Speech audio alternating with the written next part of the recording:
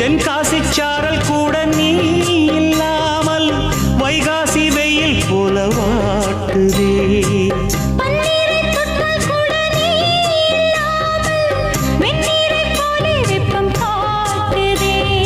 மையளந்த கண்ணும் என் கையளந்த பெண்ணும் மின்சாரம் பாய்ச்சுமா.